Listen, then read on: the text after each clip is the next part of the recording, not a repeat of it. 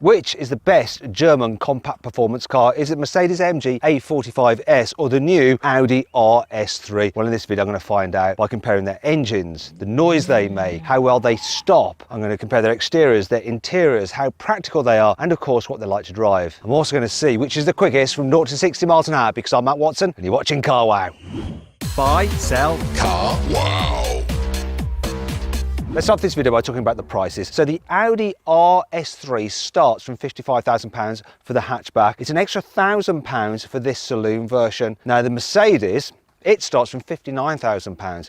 But it comes with more kit as standard. For instance, it gets adaptive dampers, whereas they're an option on this. They'll fit to this car, but they're £1,000 extra. And when you compare spec for spec and match them up, they roughly come to about the same price. Now, if you're thinking about changing your car, you need to do some research and you want to make sure that you're paying a fair price and want to see if there's any discounts available, click on the pop-out banner up there or follow the link in the description below to go to CarWow. You can also sell your current car through CarWow as well to find out how much it's really worth. You just upload some photos, then our dealers will bid on your car and you can just pick the best offer. It's completely free. If you want to do that at a later date, simply Google "Help Me CarWow" and me and my team will help you.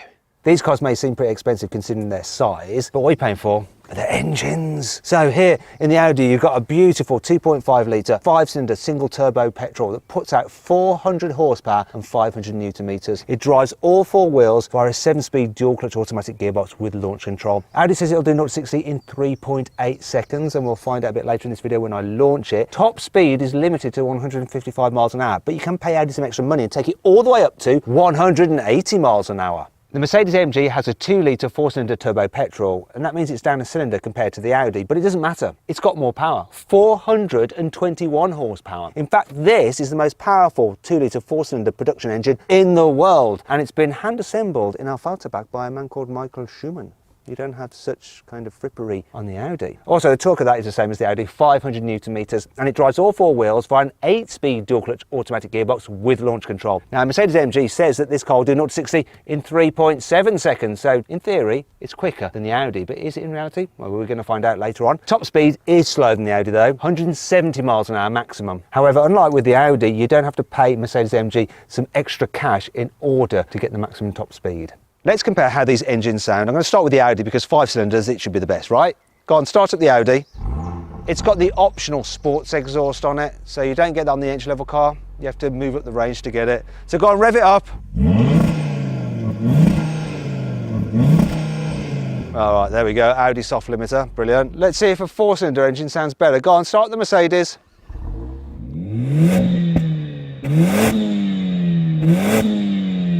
At least it hasn't got a soft limiter, and you do get the odd parpy bits at the top end of the rev range. Still, neither sounds brilliant. Let me know your thoughts. Put a pink comment in the video. Vote which of these cars sounds the least crap.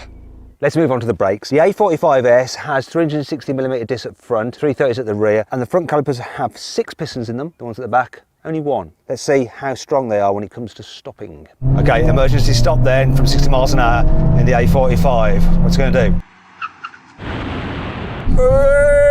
Oh, it stopped in 33 meters. That's pretty decent. The Audi RS3 has 375mm discs up front, gripped by 6-piston calipers, and only 310mm discs at the back, gripped by a single piston caliper. You can actually upgrade to carbon ceramics like you can't on the Mercedes-AMG. Then you get 380mm discs up front. They're not cheap though. £4,500. Now before we brake test this car, I just want to show you something. The RS3 comes on Pirelli P0 tyres. The Mercedes has Michelin Pilot Sport 4S tyres. Now will that affect the braking? Let's find out. Okay, let's brake test this Audi. What we're going to do, here we go, 60 miles an hour, full emergency stop now. Oh, okay, so it stopped from 60 miles an hour, 32 meters. That's really good. And it beat the Mercedes. Let's compare the designs of these cars. So obviously this is the saloon version of the RS3, which does look better than the hatchback, but the hatchback is still a good looking car. I really like the slight flariness of the front wheel arches, and those vents, they are real. They're not fake. Overall, it looks sporty, but quite understated. A bit expensive looking actually.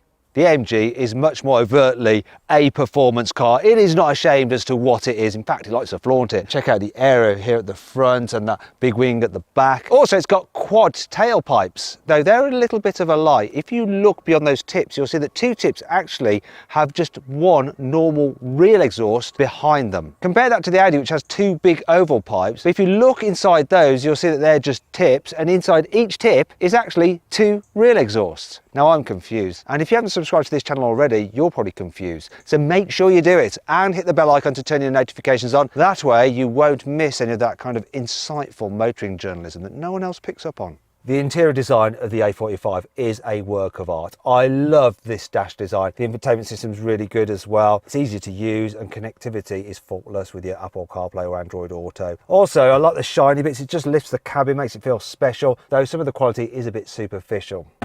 Yeah. Anyway, I like this sporty steering wheel with the Alcantara on it and the bucket seats, which really grab you nice and firmly.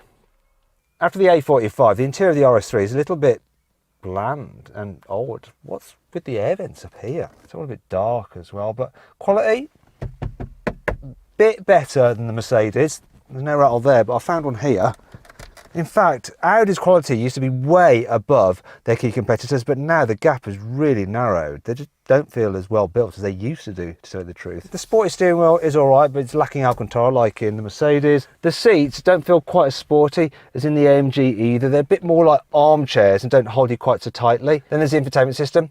It's pretty decent, though not quite as good as in the Mercedes. And sometimes when you're trying to connect your phone to Apple CarPlay or Android Auto wirelessly, it doesn't always work. The RS3 rides 25mm lower to the ground than a normal A3 and 10mm lower than even an S3. It also has uprated springs, dampers and anti-roll bars. The track at the front has been widened for the RS3 as well, and it's been given more negative camber. All this is designed to improve front end bite. In fact, the front tyres are actually slightly wider than the rear tyres. The quattro all-wheel drive system can send 50% of the engine's power to the rear wheels when the fronts start to slip. Also, it's got a clever electronically controlled rear differential, which can send 100% of that 50% of power that's gone to a rear to either of the rear tyres, depending on which one has the most grip. The idea being that when you're turning into a corner that way, it can overspeed the outside rear wheel to really get you turning. In fact, it can even allow you to drift this car because it has a drift mode. And this is me drifting an RS3.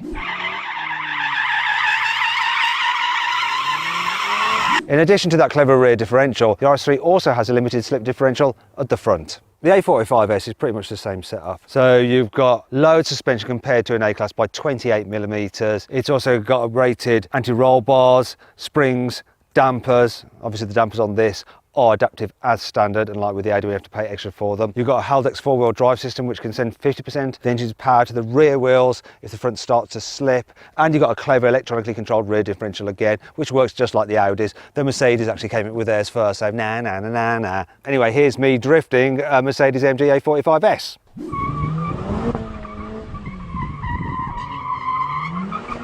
Just like the Audi, the A45S has a limited slip differential on the front axle as well. Now, if you'd like to see me put one of these A45Ss up against a Toyota GR Yaris and a Honda Civic Type R in a range of track challenges, click on the pop-out banner up there for the link in the description below. The RS3 used to be a straight line only kind of car, bit of an understeery mess in the bends. This new one though is a different story entirely. The front just bites way better than it ever used to, and then you've got that clever diff on the rear axle just helping overspeed the outside rear tyre. It just gets you turning around the corner so much better. It feels really natural as well, not electronic or artificial. They did a good job with that.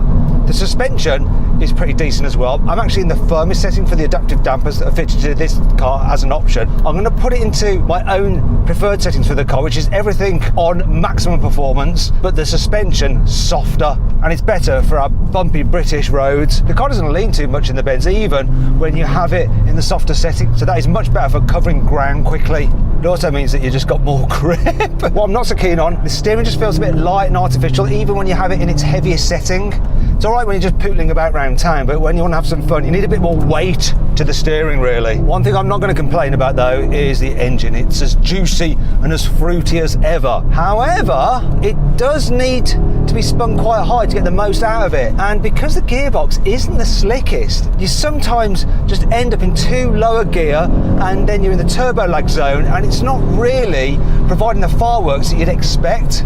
So you do have to work at this engine. One thing I do remember about the RS3 is that as a daily driver, it's always been good, and this one is even better. Overall though, this new RS3 is better on a twisty road than it ever was before, and like the previous generation car, it's still a great all-rounder. So compared to some of its competitors, it's pretty quiet when you're just cruising on the motorway. And while these seats aren't ideal for hooning down the back road because they don't quite hold you in place as well as you might like, on a longer journey, they're very, very relaxing. Mercedes-AMG A45S, what you got? Right from the get-go, this feels like a crazy, little, angry, sporty, lively little thing. Everything about it is just more responsive than the Audi, and it's more fun. Let's talk about the steering. It's just got a bit more weight to it. The car turns in sharper. Also, that diff, it seems a little bit more aggressive on this. One thing you do notice, though, is that the four-wheel drive system itself doesn't feel as sophisticated. So you can feel like this is a front-wheel drive car, and then it's, oh, I need to send power to the back, and then it does, and then it goes, oh, I need to oversteer the outside rear wheel, then it does. So it's not quite as progressive as the Audi, but it does just somehow feel more fun and more alert and more alive. The engine as well, this is the big surprise for me. Who'd have thought that a 2-litre 4-cylinder is better than a 2.5 5-cylinder? But here, in the case of this A45S, it is. Also, the gearbox in this A45S is better matched to its engine than the gearbox in the RS3 is. It just always seems to be in the right gear. You don't seem to be like left floundering in a hole of turbo lag if you haven't chosen the right gear, because somehow you just automatically have. And the way this engine just gets you to really rev it all the way out, and the power builds and builds and builds, and the noise builds and builds and builds. It's got more drama. Also, the brakes just seem a little bit more on it as well. The pedal feel and the response you get from them is just sharper. It just makes the car feel more aggressive, more like it's been designed solely with the purpose of fun in mind. And that brings me on to the suspension. You see, it's noticeably firmer than the Audis. In fact, in comfort setting, it's not really that much softer than the Audi in its sportier setting. Don't mind too much though, because it's not terrible, and the car is just so flat through the turns. When I'm driving, I actually have the suspension in the comfort setting and everything else in maximum attack. Also, when you're in manual mode, it just seems to respond quicker to both changing down and changing up.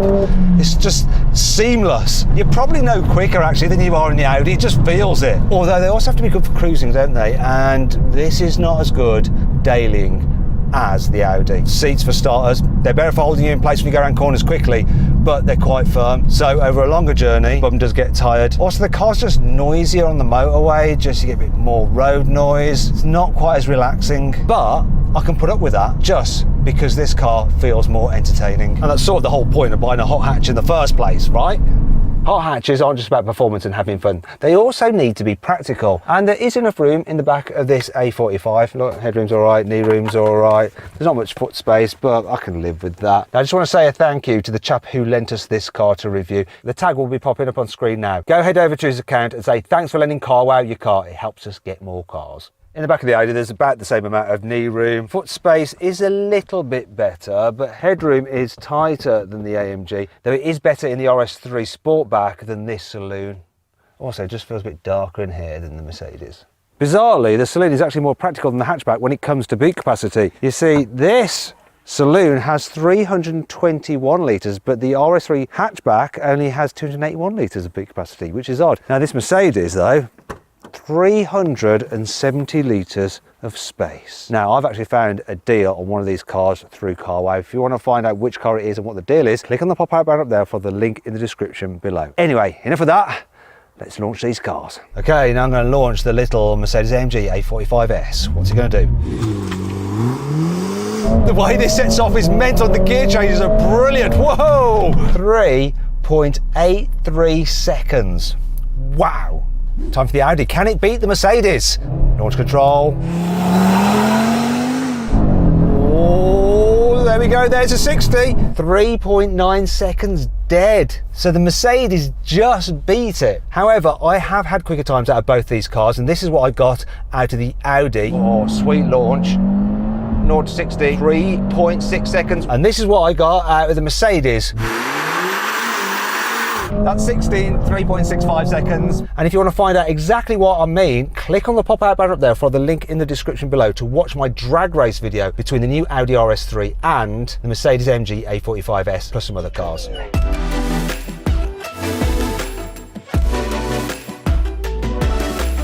So then, what's my final verdict? Well, the Audi RS3 is really good. So it's easy to live with every day. It looks great, especially in this saloon body style. It's fast and it's fun.